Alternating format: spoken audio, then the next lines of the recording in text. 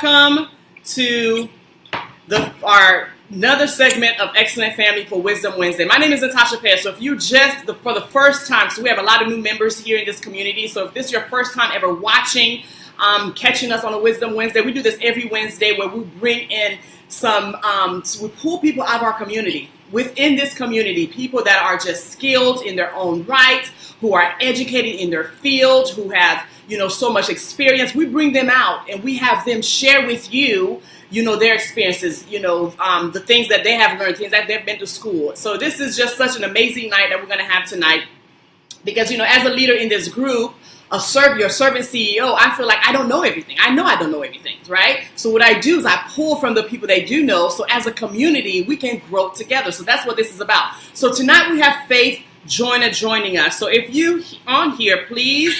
Hey, Marla. So I have to look down to look at the comments, you guys. So Marla's on. So who else? So if you on, so make sure you say hi, okay? Because we wanna connect with you tonight, okay? So I am going to read off Faith's bio. Okay, so let me just tell you how Faith and I met. Faith, are you originally from Jacksonville? I am originally. Okay, so Faith is originally from Jacksonville. So am I. I was raised in Jacksonville. So Faith and I are connected through our mutual friend Marla Williams, who's on here. Thank you, Marla, for bringing Faith to my life. She has been a blessing. Faith and I actually spoke together at a conference. That's how her and I got connected. And we spoke at Marla's conference she does every year. So make sure if you're in Jacksonville, check her conference out again this year. But the conference was called Imagine. And Marla brought these amazing women together. And Faith and I will both share the stage together. So that's how we got connected. And so I heard her speak and I was like, okay, I want her in my circle. Like when you find amazing people, like you keep track of that. You know what I mean? Like you can. So we got connected on Facebook. We had dinner together. We got connected on Facebook and I was like, oh, okay. So I'm going to keep her in my back pocket because I know one day we're going to end up working together. And so here it is now that we built this community and I get to bring her in to share just, her story and her background with us. So I'm going to go ahead and read her bio. And I probably won't read all of it. She's amazing. So get ready. Okay. She's absolutely amazing. But I'm going to read a little bit about her. Okay. Faith loves to see people thrive and live to their full potential. Her passion for people began early in her career when she served in the United States Air Force, helping people. All right. Military in the house. Okay. In the Air Force, helping people get settled into their new duty station, as well as getting them prepared for deployment. While in the Air Force, she traveled to several countries, including Germany, where she met her wonderful husband, Jamahl, of 13 years. So if you're not following Faith, or if you're not in her private group, I highly recommend you get in her group. She has an amazing group where she does lives with her and her husband. Absolutely awesome. Since then, she has received her bachelor's degree in psychology and her master's degree in marriage and family therapy from Liberty University, where her passion grew even stronger.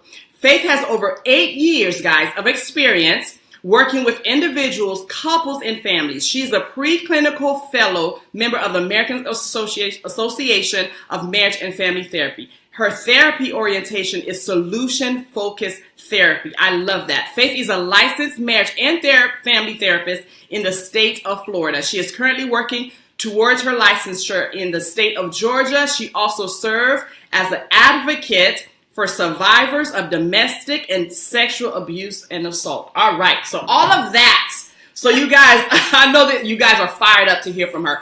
So Faith is so well versed. Like she is passionate about marriage and family, just like I am. So that's how we connected right away. So I'm going to just ask Faith a few questions. But before I do that, Faith, I just want you to just share a little bit about yourself that, the people in the community, who have not, heard your story or, got to know you. Just share a little bit about yourself. Sure. First, I have to thank you, Natasha, for inviting me on. Just like you said, both of us are very passionate about the subject. I think both of us are just passionate people, period. It's true, fire, right? I think that's why we have such a great connection. So I appreciate the platform that you have created for people to learn about how their relationships can flourish, not just in marriage, but in their family, period. So I honor you for that. And I thank you for having me on. Thank you. Thank you. So again, just like Natasha said, I've been married this year, actually this June will be 13 years for Jamahl and I. And Jamahl and I met in the military. We actually met in Germany, and we've traveled a lot together. And it was in Germany where God had put on my heart that I was supposed to go to school to be a marriage and family therapist. I was actually going to school to be a medical doctor. And one of the assignments was to dissect a piglet. And so as I was dissecting the piglet, I had this epiphany. Right. I don't want to be no medical doctor. I don't do this. So, I prayed about it, and I asked God, what do you want me to do? Since a little girl, I was told that I had to be a doctor, so I did not know what I was supposed to be doing. And so while I was waiting on that answer to come, I had got an email from my ex-husband. I was married prior to Jamahl. Okay. So I got an email from my ex-husband, and he was telling me, he emailed me to let me know that he was going to get married. Little did he know, my friends already called me to let me know the scoop. And before Facebook and Twitter and all that, there was other ways you can find out stuff about people. That's all right, yeah. So my friends had called me to let me know that he was getting remarried. And so he had sent the email as a courtesy to let me know. And you know what? With no malice in my heart and with true forgiveness at the forefront, I emailed him back. I replied back to his email. And I say with no malice in my heart, I have to say this because I had to come to the conclusion, I had to be honest with myself, that both of us were the reason why the marriage didn't work. It wasn't just his fault. It was my fault too. Both of us were young, just married out of high school, and we were just kids not ready for the commitment that it takes to be in a marriage. And so, like I said, with no malice in my heart, with true forgiveness, I emailed him back and I said, hey, congratulations. I'm really happy for you. Just want to, let you know, give you some marital advice, make sure you're present for her. And also, if she, get upset about the socks around the house and everything like that, don't take it personal. She's just, not used to sharing her space with other people. Right. And, as soon as I hit the send button, I believe that God spoke to me and said, and that's what I've called you to do. I've called you to give marriage advice to people and to restore the marriages that are restorable. And so since then, I have been, in school and like you said, counseling people for over 8 years now, successfully counseling couples and having a successful marriage of 13 years to my now husband, Jamahl, who's the bomb. That is so awesome. So that's just a little bit about me and how I got started in this field. Oh my goodness, that story alone, I can dissect that because there are so many lessons, seriously, that just came out of the story. The forgiveness, if you would have held that bitter in your heart, you probably would have never been walking in your purpose. You know what I mean? Wow, that's good. Isn't that awesome? I mean, that's awesome. But we're going to get into this because I think a lot of us need this subject about communication. I've been married 21 years, and I can't say I've mastered this thing of communication. Sure. Okay, because I don't know. Can you even master it? Can you even master communication in your marriage? I believe that there can come a time where you do master it. Okay, good. I don't believe that there's ever a time where you're not communicating. Okay, good. Okay, you're gonna always be communicating, but there can be a time where you do master. Okay, good. So tell me then. So how important is communication in the marriage?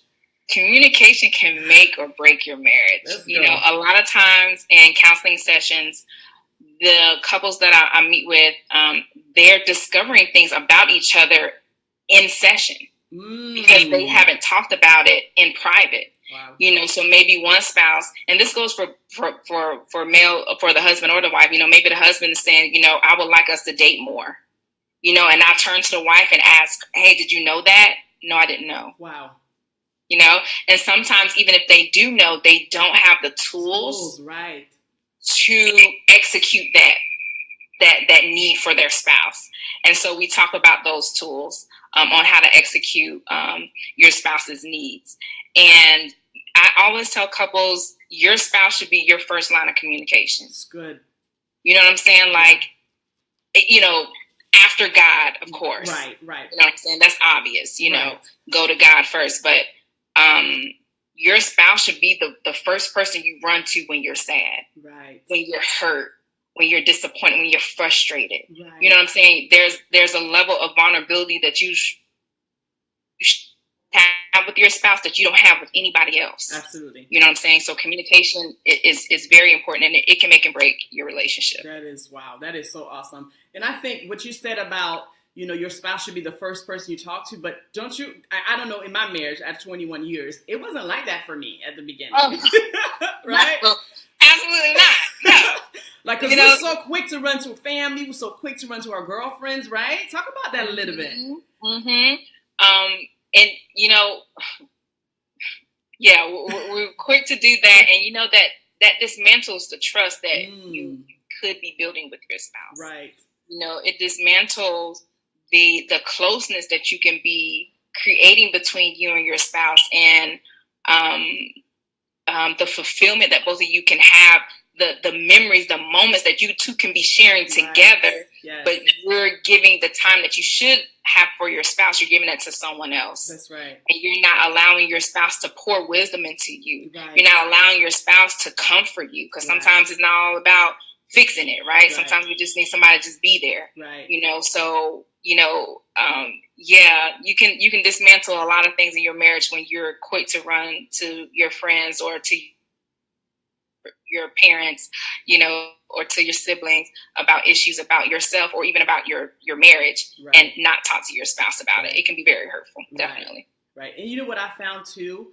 I found that when you run to the other person, talk to them, whether it's a friend or, you know, a family, you don't work that out between those, you know, just talking it out with them, and you've never worked it out with your spouse. And then it's just something that's just get brushed underneath the, you know, under the table. And that issue was never resolved, even though you talked it out with someone else, but the issue never got resolved with you and your spouse. So it's always there, right? So just with that, let's go into this acronym. Because when I read the ART, I was like, I didn't even want to ask you. I didn't want to ask you what it stood for, because I really want to hear it fresh, just with the audience, with our community. Like, what does the acronym ART stand for? And what does it mean? So this is actually something that my clients have taught me just from me sitting with them and listening to them and helping them gain skill. I've discovered with every single one of my clients, it has not failed, that they have these particular issues, and we need to address these issues. So that's how I came up with the acronym ART, the art of communication. And it's like I said, my clients taught me this. That's good. My clients taught me this. So A in awareness means being aware of your feelings. Okay. Love it. Right? Sometimes when we're angry, we believe that anger is the primary emotion, but anger is never the primary emotion. It's the secondary emotion. Okay. Other feelings and other emotions come before anger. Okay. Right? So other feelings such as disappointment, fear, sadness, shame, hurt, confusion, you know, those feelings come. Those are what we call primary emotions. And then the anger comes, right? So because of how we may have been brought up, we may not have been brought up to adhere to or to at least know what those other emotions are. All we know is anger, right? Because what you're not going to do is such, right? Yes. That's all we know. Right. So what I do is I teach my clients to, when they are angry, take a pause and think, what's behind my anger? Are you really upset that the dishes are in the sink right now? Or are you disappointed that you keep asking your spouse over and over to help you with the household chores and you feel like they're not adhering? Are you really angry that that, you know, your spouse is looking at porn, although that anger is an emotion, but sometimes we act out in anger when there's other things behind the anger. But are you really angry that your spouse is looking at porn, or Are you disappointed? Are you hurt? Right. Are you worried? Because my spouse keep telling me they're not going to do it again, and they keep doing it, and I don't know where this is leading to. Right. You know what I'm saying? And so a lot of times when communicating with your spouse, if you could communicate the way you feel, right. that emotion that's behind that anger, you can reach your spouse better. Right? So it's not about the dishes in the sink. It's, hey, baby, you know, I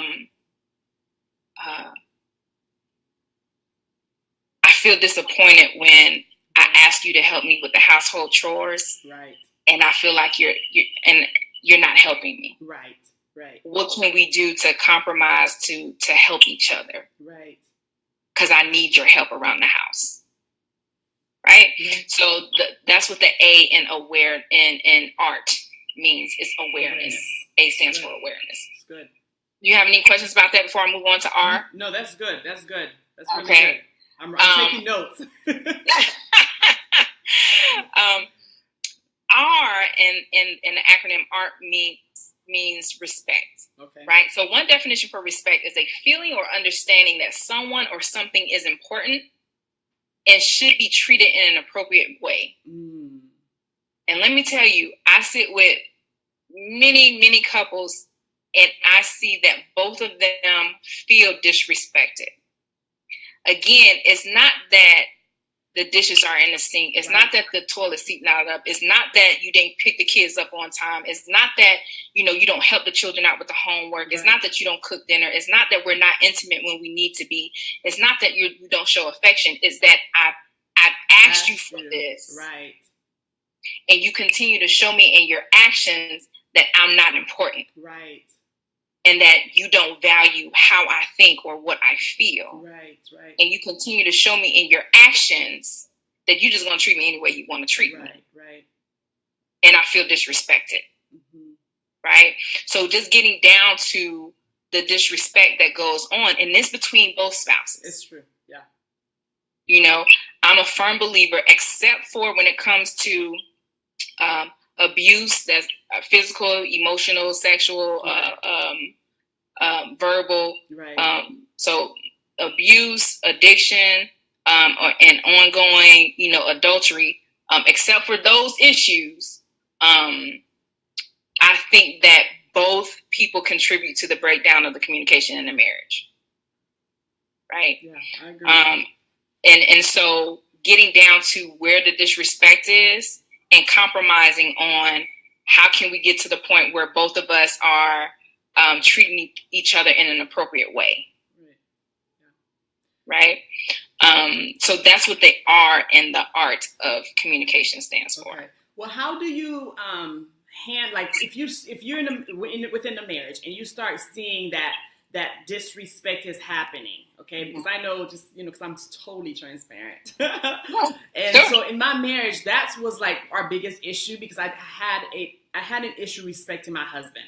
And it wasn't because that my husband wasn't a good husband or whatever. It was those father house issues that I never dealt with. It was those issues that I saw growing up, my dad, beating my mom. So in my mind, it was like I had to be like this, this overbearing, controlling wife. So I didn't know how to respect my husband. So as a wife, who's married to like a gentle bear, because my husband's like a gentle bear, like how do we make sure as wives that we make that, because a man he desires respect. You know what I mean? If I can just speak up for the men tonight, but they need, it's something that they need to feel respected in their house. So how, as a wife, do we make sure that we're respecting these men? So first of all, I always tell people you need to work on you. Okay, it's good. Before you even start to work on your marriage, you need to work on you. Yes, ma'am. Because just like you stated, there is a reason why you don't respect your husband. Right. Where did you learn that? Mm-hmm. Where did you learn that that's okay to talk to him like a little boy? Because he's not a little boy, that's your man. That's right. Like where do you think that's okay? Like why do you think that's okay? Right.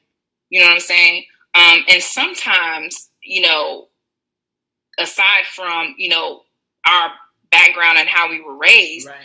Sometimes when we have low self-esteem, when we feel insecure, when we feel inferior, the way we feel about ourselves, we project that onto other people. It's so true. And so sometimes when we are mean, because I used to be a mean wife too, right. You know, sometimes when we're mean, it's because we don't like ourselves. Absolutely right. Absolutely right. And we're projecting that, we're pushing that on to our spouse. Yeah. Every little thing he do irritates you. Why are you so irritable? What's wrong? Right. Like, what's wrong? Right. Right. You know, you need to get down to the nitty gritty of what's behind that anger. Right.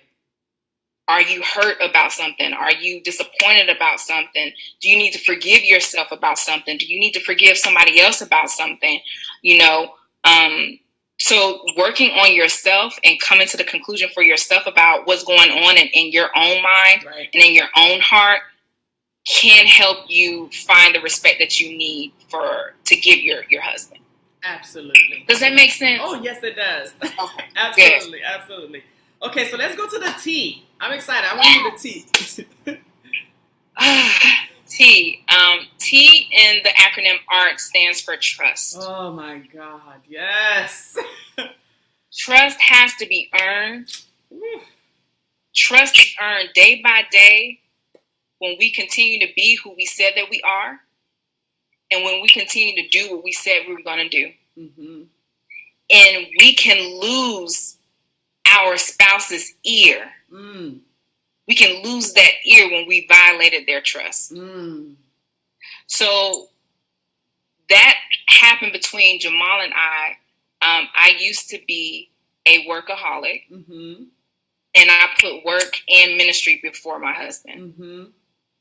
And so there would be times when I'm trying to communicate to him, or I'm trying to ask him for something, or I'm trying to give him wisdom, mm-hmm. and he wouldn't listen to me. Right. Because I wasn't home. Mm. I'm counseling somebody. Right. I'm not home. I'm at work. I'm not at home. Oh, I'm volunteering. Right. You know, so who am I to come and try to give him wisdom or try to tell him, hey, I really think you need to go to the doctor for this, you know, because, it's just not looking right. He don't care about what I'm saying. That's right. Because I'm not home taking care of him. He's taking care of him. Right. Right. Right. So that's a huge issue in marriages. And what I want to do, if it's okay with you, mm-hmm. I created a trust worksheet. Yes, we can upload it in the group. Absolutely. Yes, I love it. And in this worksheet, I'm going to pull it up and look at it while I'm talking to you right now. It's called Trust Violations. And at the top, it says, discuss with your spouse the trust that you have violated in your marriage. Because first, you have to take responsibility for what you have done. 100% responsibility, yes. Right? And so in the trust violations are a sexual affair, emotional affair, which can be just as devastating as a sexual affair. Right. Choosing ministry or church over a spouse and over your spouse and family. Looking at pornography. Lustfully looking at the opposite sex, pursuing hobbies over your spouse, making family members a priority over your spouse, right? And we talked about that earlier. You're making your family a priority when you run and go tell them stuff that you should be talking to your spouse about. Mm-hmm. Lack of support. These are all trust violations. Lying or withholding information. Some people think, well, she didn't ask me or he didn't ask me, so they ain't lying. Baby, you're lying. You're withholding information. You know? Right. Being a workaholic, breaking agreements, not keeping promises, having double standards, right? So it's okay for you to have exes as your friends on Facebook, right. But it's not okay for me to have that. Right. Any addictions, any abuse, lying or being deceitful. Again, we're talking about trust violations, mismanaging finances. Wow. Out of control emotions. You know, one time, I have to say this. One time, Jamahl and I were talking again, having an open and honest communication. And sometimes Jamahl and I, we just check in with each other. Me too. We do that too in my house. we just have to check in with each other just to make sure we're good. And so this happened probably about a couple of years ago. But Jamahl and I were checking in with each other. And I asked Jamahl, I said, hey, baby, is there anything that I need to work on or any, that you need me to grow in? And I told him, I said, I'll give you some time to think about it. You don't have to give me an answer right now. Yeah. It's okay. That brother, as soon as I finished my sentence, he said, you're too emotional. I said, well, God dang, like you ain't You've been waiting to tell me that, huh? Yeah. And because I am a passionate person, sometimes, my passion can run before me. Yes. And I've had to learn how to settle my emotions and not let my emotions lead me, but I lead my emotions. Right. So having out of control emotions, it can become a trust violation. Not being reliable, gossiping. Right. All of these are trust violations. And in the worksheet, it says, ask your spouse, what can I do to regain your trust? So good, Faith. What can I do to regain your trust? We have to teach our spouse how to love us, and our spouse has to teach us how to love them. Yes. And if I've broken your trust, only you can tell me how I can regain that. Right. So good. Right? So on the flip side, it continues on and it says, discuss with your spouse the trust that he or she has violated in your marriage. And then it says at the bottom, gently share with him or her how to regain your trust. Wow. And it has some blank spots to write it in. Wow. And so, like I said, what I've discovered with my couples in my own, marriage was that trust violation broke down communication. So defenses come up when I can't trust you. Right. I can't trust you with money. No, you're not about to tell me nothing. That's right. So you know what I'm saying? Yeah. So that's what the T stands for in the art of communication, trust. Right. I just want to talk a little bit about the emotional side because you made a good point. They can't trust you if you're emotional. And especially your man, because like he can't come to you, because like that check-in that you and Jamahl does, like Alex and I, we do the same thing. Every once in a while, if I feel a little funny about anything, I'm like, we all right? Yes. You know what I mean? Like, do we need to talk? You know what I mean? And we give each other room. Like, we literally had conversations. Like, we'll go on date night. We'll be like, okay, open floor, no judgment. Just air it out. And we've had these hard conversations, but that's what makes the marriage great. You know what I mean? When we get to that point in our marriage where we can say, okay, whatever you say right here at this, like, I literally be like, whatever you have to share with me, it's okay. And we give each other that room to understand that, listen, you're human, I'm human. For this marriage to work, this is the hard conversation that we need to have. But if your spouse does not trust you, if you're an emotional person, every time he tells you something, you crying, you yelling, that's emotional. You know what I'm saying? You break that emotional trust. So I've never heard of it like that. You know what I mean? I would have never thought that, you could break, that emotional was a trust issue, which is powerful. Absolutely. Because I would get overly involved in other people's mess. Mm-hmm. And Jamahl would just look at me and be like, why are you so invested in their solutions? Like, what is going on with, And he would say, you need to calm down. And that was the workaholic in me, right? Because I'm a fixer. Right. Baby, I shake and move, I hustle, whatever I got to do to make things right, I'm going to make things right. You know what I'm saying? And so he would always have to let me know, you need to settle down. You're letting your emotions control you right now. Yeah. And if you have out of control emotions, it's hard for your spouse to take you seriously because they don't know if that's really you, right, or if that's the emotional you. Right. So that's something that I've had to grow in my marriage, definitely. That's so awesome. So guys, if you're on here, we have like 7 people on here. If you have any questions right now, would be a great time to put in the questions for Faith. And then I'm gonna let Faith tell you how you can reach out to her because she is a therapist. So if you guys need any counseling or anything, feel free to reach out to her. Before I ask her the last questions, make sure you put any questions or comments now that you want to ask her. Okay. So the last question I have for you, Faith, like, how can we get our spouse to talk about issues within the marriage that's disrupting the marriage? Because that's kind of hard sometimes. It is. That's a great question.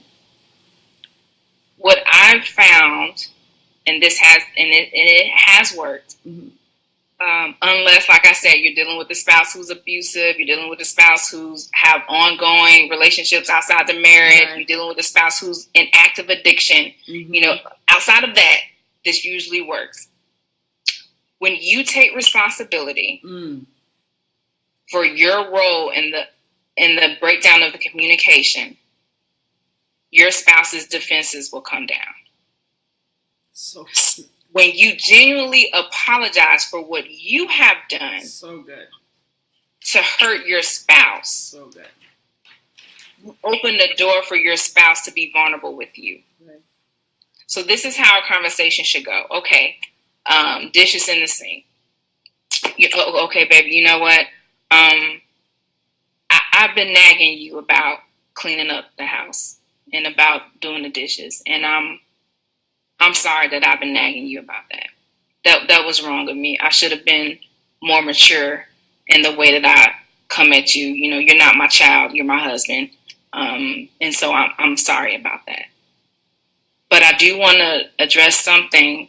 I feel, disregarded, or I feel disappointed, or I feel hurt when I'm asking you for help and you don't give me the help that I need around the house.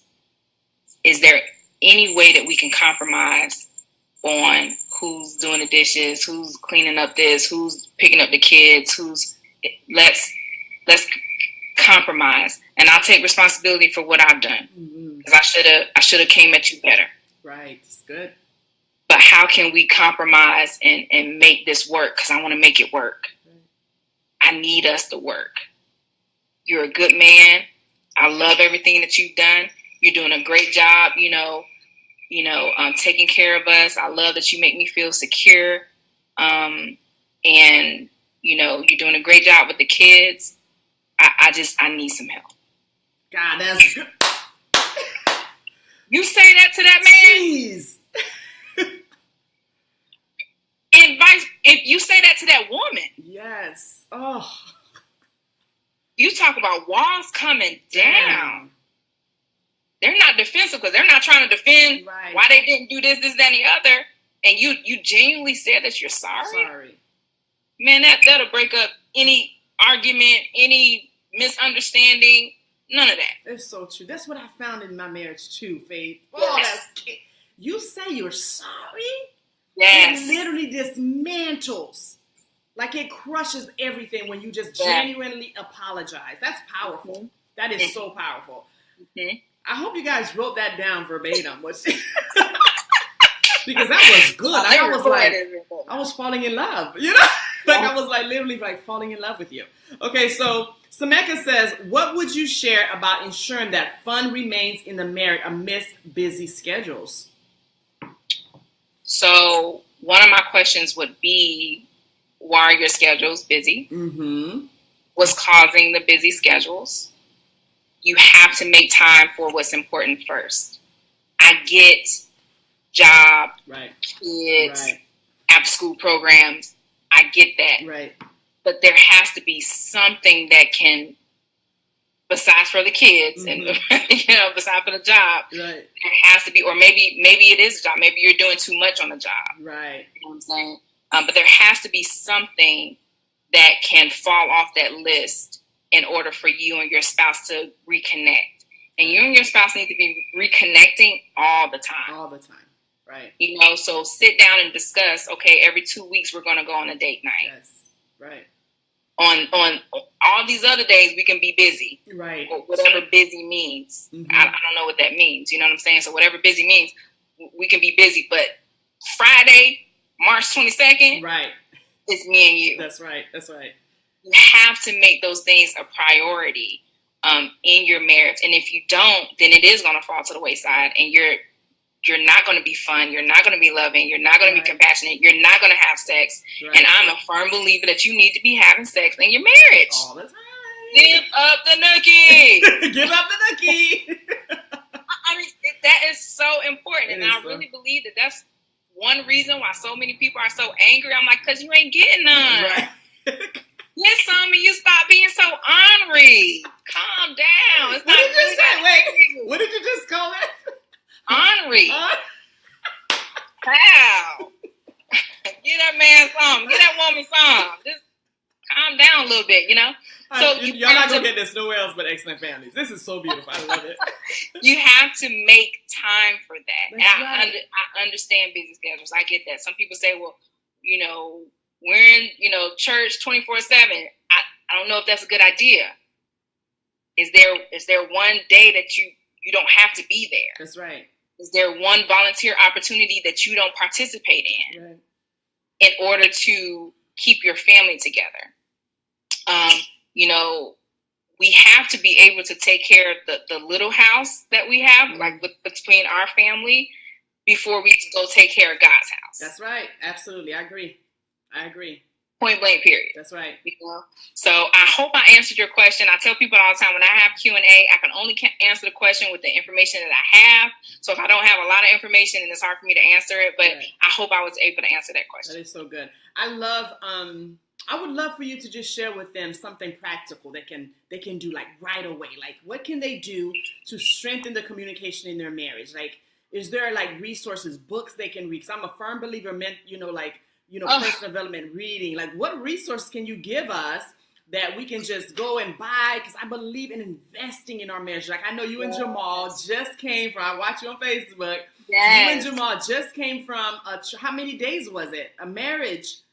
We went to a marriage conference. It was a 2-day marriage conference. Yeah. It was amazing. It was the EXO conference in Texas. So we traveled to Texas. This is something that we do every year. It may not necessarily be in Texas. It may be in the same city that we're in. Mm-hmm. But every year we make time to invest in our marriage. So awesome. And we sit and listen to other people talk about their marriages and talk about tools that they have that have created greatness in their marriage. And we use those tools as well. So awesome. Yes, I am a therapist. Yes, I am a counselor.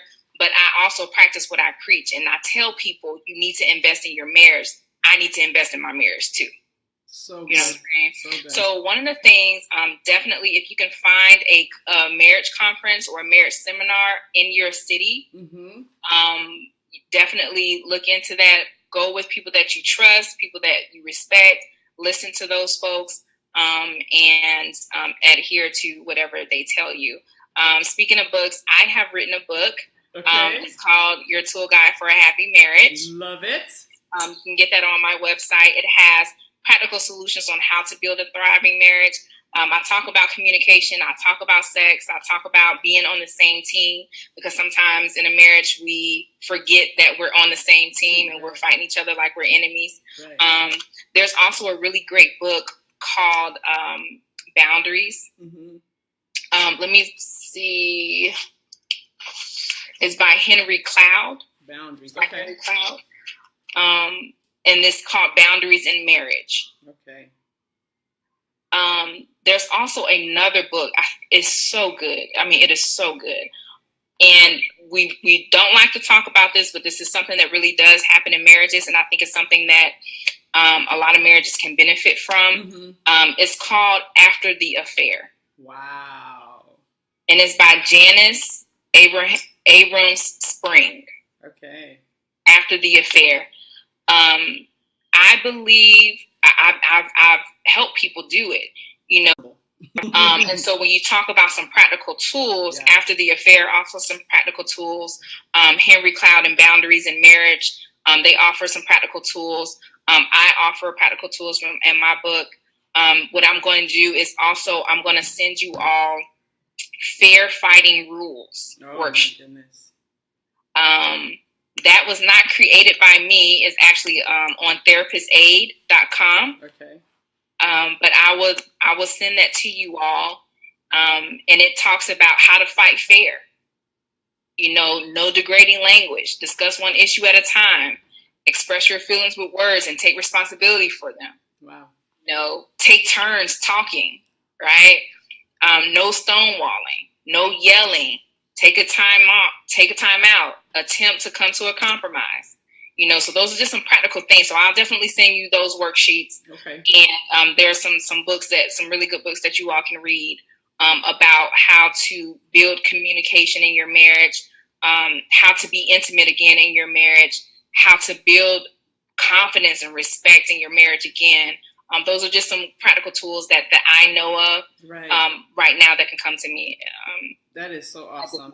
So Faith, if you don't mind, if you would write those books down in a PDF, and I'll upload all of that inside the group because I mean, these are just like amazing resources that we need. I've been married for 21 years and I'm always trying to feed, you know what I mean? Because I want an excellent marriage. You know what I mean? That's why I created this group, because I believe it's possible to have an excellent marriage, excellent family, excellent children, you know? So it's so possible, but we need the resources. We need the tools, you know, to make that happen. So thank you so much, Faith, for, you know, just coming in here and just pouring so much wisdom in us, you know, on Wisdom Wednesday.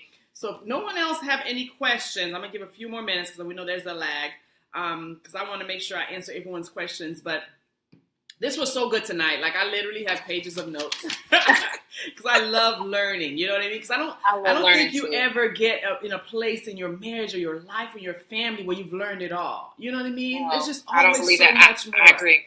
Yeah, right? You're always learning. You're always growing in your marriage. Always. Absolutely. All right, so that's it for us tonight, you guys. Thank you so much, Faith, again. Oh, can you just tell everybody about your website and how they can reach you? Yes. So you can reach me on faithjoynercounseling.com. That's all one word, faithjoynercounseling.com. I conduct in-person and online counseling services and coaching services. Awesome. And you can book me for speaking engagements or book signings. I'm available for that. And you can find all that on faithjoynercounseling.com. I also have a marriage Facebook group called Marriage Conversations with Faith. And I give out some of these tools in my group, and Jamahl and I, we answer the questions that we get from the community via video. That is so awesome. So I highly recommend you guys join her group. I believe that, just get yourself in place where you can grow. You know what I mean? Yes. I think, there's not a shortage of success. Everybody we just help each other. Get in where you fit in is all I can tell people. You know what I mean? Yeah. What I don't have, Faith has.